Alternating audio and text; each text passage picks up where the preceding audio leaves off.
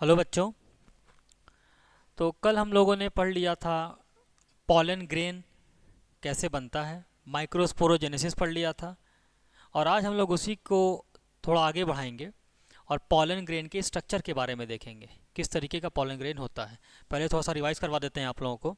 हम लोगों ने कल पढ़ा था स्टेमेन। स्टेमेन के दो पार्ट होते हैं, एंथर एंड फिलामेंट, जिसको आप स्टॉक भी कहते हैं। एंथर जनरली बाइलोब्ड, डाइथिकस और टेट्रा स्पोरेंजिएट होता है।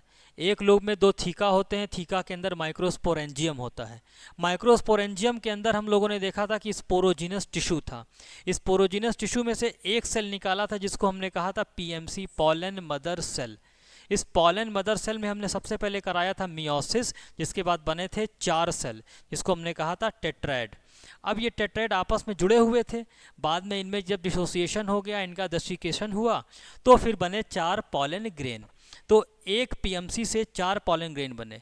फिर हमने देखा कि इन पॉलन ग्रेन में हुआ माइटोसिस, पहली माइटोसिस हुई। माइटोसिस के बाद दो सेल बनी, एक बड़ी और एक छोटी। बड़ी वाली सेल को हमने कहा वेजिटेटिव सेल, छोटी वाली सेल को बोला जनरेटिव सेल। अच्छा, फिर दूसरी मियोसिस हुई सिर्फ और सिर्फ जनरेटिव सेल में। तो जनरेटिव सेल में जब माइटोसिस हुई तो दो सेल बन गई, तो टोटल उसके अंदर तीन सेल हो गई। और दो सेल बाद में बनी, उसको मैंने कहा मेल गैमीट। तो एक पॉलन ग्रेन के अंदर दो मेल गैमीट, तो एक पीएमसी से चार पॉलन ग्रेन बनेंगे और 8 मेल गैमीट बनेगा। इस तरीके के क्वेश्चन कल मैंने लगवाए भी थे। अब मैंने ये बताया था कि 60% एंजियोस्पर्म में टू सेल्ड स्टेज में पॉलिनेशन हो जाता है और 40% एंजियोस्पर्म में जो पॉलिनेशन होता है वो थ्री सेल्ड स्टेज में होता है। अच्छा, टू सेल्ड स्टेज वाला भी पॉलन ग्रेन है, थ्री सेल्ड स्टेज वाला भी पॉलन ग्रेन है, लेकिन जो थ्री सेल्ड वाला है वो ज़्यादा मैच्योर पॉलन ग्रेन है। तो अब इसी को हम लोग थोड़ा सा आगे बढ़ाएंगे और अभी पढ़ने जा रहे हैं हम लोग पॉलन ग्रेन का स्ट्रक्चर। आइए देखते हैं कैसा होगा।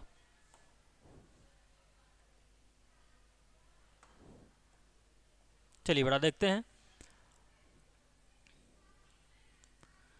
स्ट्रक्चर ऑफ पॉलन ग्रेन, या इसी को हम लोगों ने कहा था मेल गैमीटोफाइट।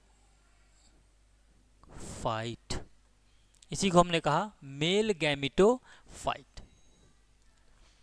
आइए देखते हैं एक सिंपल पॉलन ग्रेन का स्ट्रक्चर। एक सिंपल पॉलन ग्रेन में अंदर न्यूक्लियस होगा क्योंकि हैप्लॉइड होता है, और न्यूक्लियस के बाद होगी एक मेम्ब्रेन जिसको हम कहते हैं सेल मेम्ब्रेन। अगर ये सेल मेम्ब्रेन है तो ये रहा साइटोप्लाज्म इसका, and this is cell membrane. अच्छा, इस सेल मेम्ब्रेन के बाहर यहाँ एक और लेयर होगी, ये देखिए, और इसके बाहर एक और लेयर होगी, ये देखिए। ठीक है, इट मीन्स टोटल तीन लेयर हो गई। इन तीनों लेयर को मिलाकर हम लोग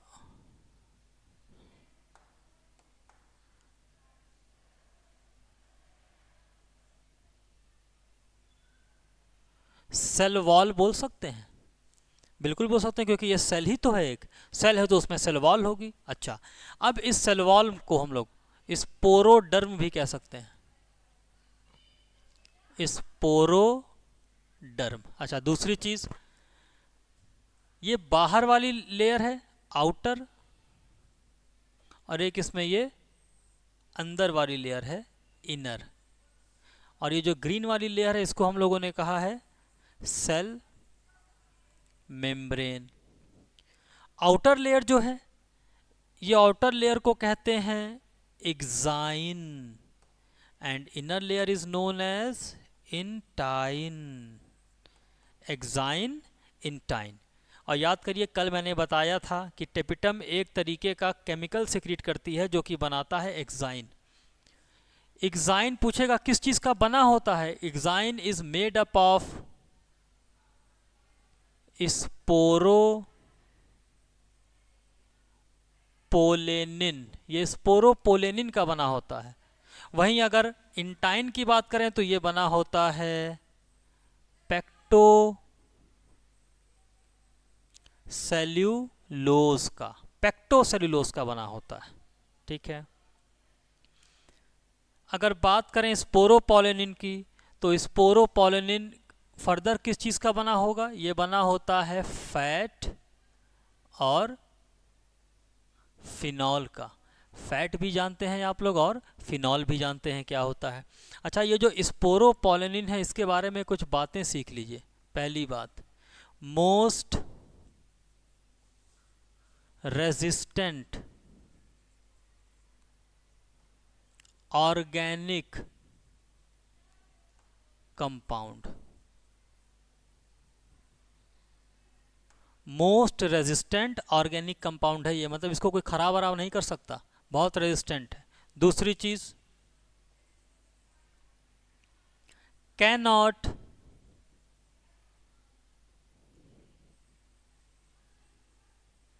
डिग्रेडेड, इसको कोई तोड़ नहीं सकता, कैनॉट डिग्रेडेड बाय एसिड और अल्कलाई। ना इसको कोई एसिड खराब कर सकता है, ना ही कोई बेस खराब कर सकता है। भाई पेक्टोसेल्यूलोज को तोड़ने के लिए हमको क्या चाहिए? पेक्टिनेज और सेलुलेज, ये खराब हो जाएगी, टूट जाएगी।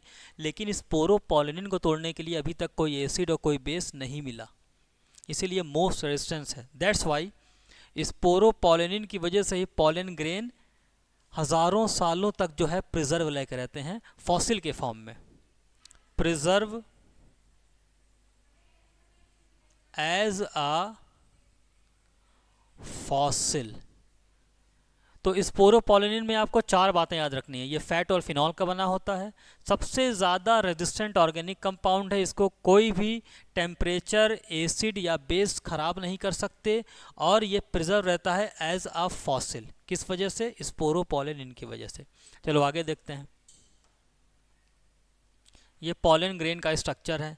तो बेटा ऐसा है ना कि ये जो स्पोरोपोलिनिन की लेयर है, एक्साइन की लेयर है, ये लेयर कंप्लीट नहीं होती है, ये कहीं कहीं पर छूटी होती है। जैसे कि देखो ये यहाँ पर छूटी हुई है ये लेयर, यहाँ पर मान लीजिए छूटी हुई है ये लेयर, यहाँ पर कंप्लीट नहीं है। मान लीजिए यहाँ पर भी छूटी हुई है ये लेयर, है ना, मतलब ये लेयर कंप्लीट नहीं है, कहीं कहीं पर छूटी हुई है। जहाँ पर बना हुआ है पोर, तो एक्साइन की लेयर कंप्लीट नहीं है, लेकिन इंटाइन की लेयर कंप्लीट है। अच्छा, अब इस पोर को कहा जाता है जर्म पोर। सोचिए, जब पॉलन ट्यूब आएगा तो वो पॉलन ट्यूब कहाँ से इंटर करेगा? भाई स्पोरोपोलिनिन तो बहुत ही हार्ड लेयर है ना, पॉलन ट्यूब तो अंदर जाएगी ही नहीं, तो इसीलिए कहीं कहीं पर स्पोरोपोलिनिन एब्सेंट होता है। यहाँ पर स्पोरोपोलिनिन एब्सेंट है, यहीं से पॉलन ट्यूब अंदर जाएगी। इस जगह को कहते हैं जर्म पोर, यहीं से जर्म ट्यूब अंदर जाता है। अब जर्म पोर कितना हो सकता है? मैक्सिमम, देखो बनाए तो हैं, मैक्सिमम 3 हो सकता है और मिनिमम 1।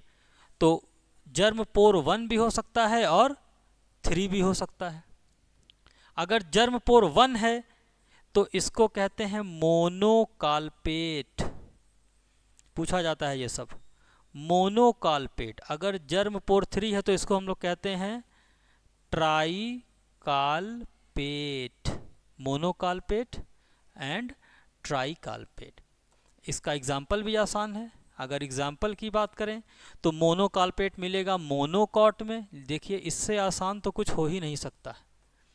मोनोकाल्पेट मोनोकॉट, ट्राइकाल्पेट डाइकॉट, बस हो गया ख़त्म। ये एग्जाम्पल है इसका। तो जर्म पोर या तो 1 होगा या फिर 3 होंगे। 1 होगा तो मोनोकाल्पेट मोनोकॉट, 3 होगा तो ट्राइकाल्पेट डाइकॉट, 2 नहीं हो सकते, 1 होंगे या 3। अच्छा, अब ये तो हो गया बेटा एक सिंपल पॉलन ग्रेन का स्ट्रक्चर। अभी इसमें मैंने मेल गैमिट नहीं दिखाया, ये सिंपल पॉलन ग्रेन का स्ट्रक्चर है जिसमें बाहर की तरफ है एक्साइन और अंदर की तरफ है इंटाइन। फिर हम लोगों ने जर्म पोर देख लिया, 3 होते हैं या फिर 1 होते हैं। अब चलिए थोड़ा सा और आगे बढ़ते हैं।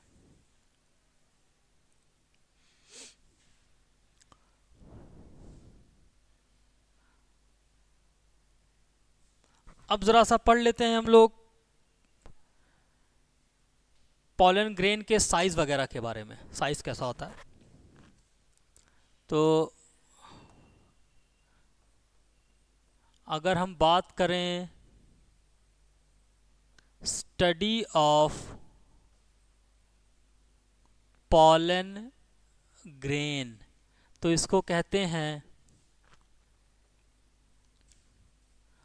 पैलिनोलॉजी। जैसे हमने कहा study of algae phycology, study of fungi mycology, study of fish ichthyology, study of birds ornithology, study of bryophytes bryology. उसी तरीके से study of pollen grain palynology. बात करें अगर हम लोग पॉलन ग्रेन के साइज़ की, तो इसका साइज़ होता है 25 टू 50 माइक्रोन। बहुत छोटा होता है बेटा, 25 टू 50 माइक्रोन इनकी साइज़ होती है। चलो अब अगर बात करें पॉलन वायाबिलिटी की, देखिए वायबिलिटी का मतलब होता है कि कितनी देर तक वो एक्टिव रह सकता है। Pollen viability, pollen viability. तो अगर हम बात करें व्हीट और राइस की, तो मान लीजिए गेहूं का खेत है, उसमें से पॉलन ग्रेन निकला और ये पॉलन ग्रेन को किसी फीमेल फ्लावर के स्टिग्मा तक पहुंचना है, तो आधे घंटे में पहुंच जाए, 30 मिनट में पहुंच जाना चाहिए, क्योंकि अगर 30 मिनट से कम ज़्यादा टाइम लगेगा तो फिर ये पॉलन ग्रेन ख़राब हो जाएंगे। ठीक है, तो इसी को कहते हैं वायबिलिटी। तो व्हीट और राइस के पॉलन ग्रेन की जो वायबिलिटी होती है वो होती है 30 मिनट। 30 मिनट में पहुंच जाएं, वरना फिर ख़राब हो जाएगा। नहीं, 30 मिनट पिज़्ज़ा डिलीवरी, बस वही चीज़ है। व्हीट और राइस के पॉलन ग्रेन 30 मिनट में पहुंच जाने चाहिए। चलिए नेक्स्ट, रोजेसी, जिसमें रोज आ जाएगा, रोजेसी। लेग्यूमिनेसी, जिसमें लेग्यूम्स आ जाएंगे, दाल। And solanaceae, potato family, potato, brinjal, tobacco, सब इसी में आते हैं। Rosaceae, leguminosae and solanaceae. इसके जो पॉलन ग्रेन की वायबिलिटी होती है ना बेटा, वो एनसीईआरटी ने लिखा है फॉर मंथ। बस फॉर मंथ, कितने मंथ ये नहीं याद करना है आपको, फॉर मंथ, महीनों तक होती है। अच्छा, अब मान लीजिए राइस का कोई पॉलन ग्रेन है और मैंने कहा कि बेटा इसको लेके तुमको जाना है जापान, जाओ चले जाओ। तो जापान आज तो पहुंच नहीं जाओगे फ़ौरन, कम से कम 2 दिन लगेगा तुमको पहुंचने में, अगर बाई प्लेन भी जाते हो तो 2 दिन में तो ये राइस का जो पॉलन ग्रेन है वो ख़राब हो जाएगा। तब क्या करें? तब इसके लिए एक तरीका निकाला गया क्रायो प्रिजर्वेशन का। पॉलन ग्रेन को लिक्विड नाइट्रोजन में 196 डिग्री सेंटीग्रेड पे प्रिजर्व कर दिया जाता है। अब उसके बाद आप उसको कहीं ले जाइए दुनिया में, जितने टाइम तक रखिएगा वो वहाँ पे प्रिजर्व रहेगा। इसी को कहते हैं क्रायो प्रिजर्वेशन। नहीं, जैसे सीड को हम लोग स्टोर कर लेते हैं सीड बैंक में, वैसे पॉलन ग्रेन को स्टोर किया जाता है पॉलन बैंक में। मैं लिख देता हूँ इस लाइन को, क्रायो प्रिजर्वेशन, क्रायो प्रिजर्वेशन। और ये क्रायो प्रिजर्वेशन करते हैं लिक्विड नाइट्रोजन में, इन लिक्विड नाइट्रोजन। कितने टेम्परेचर पे? -196 डिग्री सेल्सियस पर। इस टेम्परेचर पर लिक्विड नाइट्रोजन में अगर हम पॉलन ग्रेन को रखते हैं तो वो पॉलन ग्रेन ख़राब नहीं होगा। फिर उसके बाद आप इसको कहीं भी ले जाइए। भाई व्हीट और राइस तो 30 मिनट में ख़राब हो जा रहे थे ना, ये नहीं ख़राब होगा। इसी टेक्निक को कहते हैं क्रायो प्रिजर्वेशन। और इसी टेक्निक की मदद से स्पर्म को भी स्टोर किया जाता है, सीड को भी स्टोर किया जाता है और पॉलन ग्रेन को भी स्टोर किया जाता है। चलिए, समझ में आ रहा है कुछ? रिवाइज करते रहिएगा। चलिए आगे बढ़ते हैं बेटा। अब पढ़ लेते हैं हम लोग ज़रा सा पॉलन एलर्जी के बारे में। यहाँ से काफ़ी क्वेश्चन आते हैं पॉलन एलर्जी। बहुत ऐसे पर्सन होते हैं जिनको अस्थमा है, तो उन या फिर ब्रोंकाइटिस है। एक्चुअली में बेटा देखो होता क्या है ना, ये पॉलन ग्रेन बहुत छोटे होते हैं और ये हवा के साथ उड़ते रहते हैं। अब अगर किसी सस्पेक्टेड पर्सन के नेज़ल ट्रैक में चले गए, तो अगर उनको एलर्जी हो गई तो अस्थमा वगैरह हो जाता है बेटा, क्योंकि बहुत छोटे होते हैं, उड़ते रहते हैं। यहाँ पर एक एग्जाम्पल आपको याद करना है, parthenium.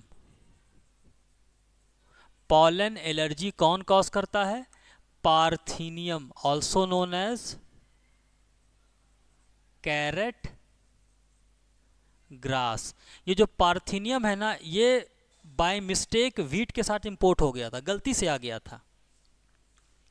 Imported to India by mistake with wheat. गेहूं के साथ गलती से इंडिया में पार्थीनियम भी आ गया। अब जब ये आ गया तो ग्रो कर गया, आज देखो कितनी तबाही मचा रहा है। तो इसकी वजह से बेटा लोगों को बहुत सारे इन्फेक्शंस हो जाते हैं, और ये गलती से लाया गया था। क्या क्या इन्फेक्शन हो जाते हैं? It causes asthma, it causes asthma, bronchitis, hay fever,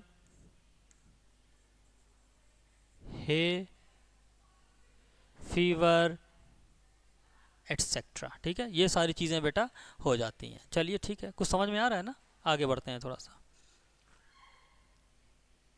तो ये हो गया पॉलन एलर्जी। पॉलन एलर्जी के बाद हम लोग देख लेते हैं थोड़ा सा पॉलन प्रोडक्ट के बारे में। भाई पॉलन ग्रेन को एज अ फूड सप्लीमेंट भी यूज़ किया जाता है। पॉलन प्रोडक्ट, ठीक है, पॉलन प्रोडक्ट। पॉलन ग्रेन बहुत ही ज़्यादा न्यूट्रिटिव होता है, और वेस्टर्न कंट्रीज़ में इस पॉलन ग्रेन को जो है as a food supplement use किया जाता है, टैबलेट के फॉर्म में और सिरप के फॉर्म में। और साथ ही साथ इस पॉलन ग्रेन की टैबलेट या सिरप को रेस हॉर्स नहीं होते हैं जो ऐसे घोड़े जो कि दौड़ते हैं रेस में, या फिर एथलीट्स, उनके परफॉर्मेंस को बढ़ाने के लिए भी यूज़ किया जाता है। तो काफ़ी सारे इसके काम हैं। इंडिया में तो अभी इतना चलन नहीं है, लेकिन बाहर कंट्रीज़ में बहुत मिलता है ये सब। चलिए पॉलन प्रोडक्ट देख लीजिए बेटा। पॉलन ग्रेन इज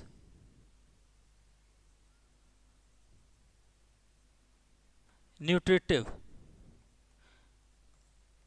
तो पॉलन टैब मतलब पॉलन ग्रेन की tablet and syrup use as food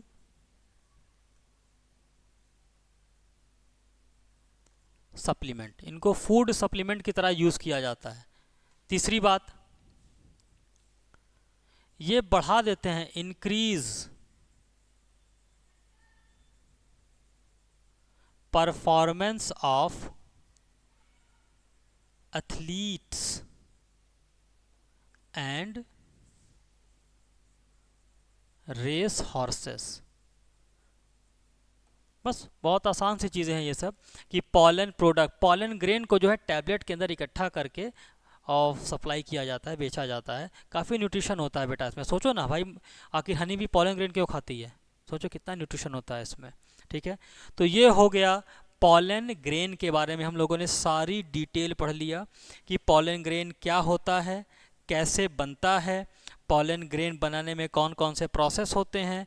तो यहाँ पर जो है बेटा 1+2 का प्रोसेस होता है। 1+2 का मतलब देखिए, माइक्रोस्पोरोजेनेसिस में क्या हो रहा था, एक मियोसिस,